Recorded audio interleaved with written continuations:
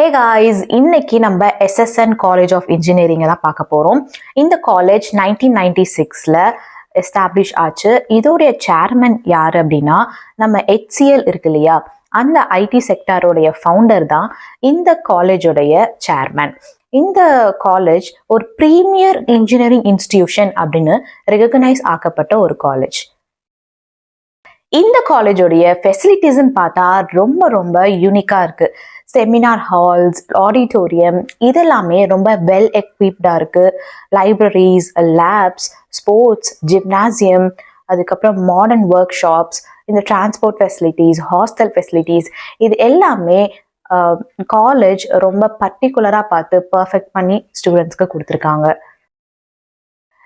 இவங்களுடைய programs and கோர்சஸ்ன்னு பார்த்தா 8 UG programs and 9 PG programs provide பண்ணுறாங்க. It's completely engineering and technology. SSN காலேஜோடைய placements ரொம்ப எக்ஸ்ட்ராடினரியான பிளேஸ்மெண்ட்ஸ். இவங்களுடைய பிளேஸ்மெண்ட் செல் ரொம்ப இம்ப்ரெசிவான ஆப்பர்ச்சுனிட்டிஸை ஸ்டூடெண்ட்ஸ்க்கு கிரியேட் பண்ணி கொடுக்குறாங்க. 2023 ஸ்டாட்டிஸ்டிக்ஸ் படி த ஹையஸ்ட் சேலரி எவ்வளோ அப்படின்னா 1.17 crore per annum வாங்கி பிளேஸ் ஆயிருக்காங்க. செகண்ட் ஹையஸ்ட்னு பார்த்தா 84.24 lakh per annumல போய் பிளேஸ் ஆயிருக்காங்க. உங்களுக்கும் டாப் MNCல ட்ரீம் கம்பெனிஸ்ல ஒர்க் பண்ணணும்னு ஆசை இருக்கும்.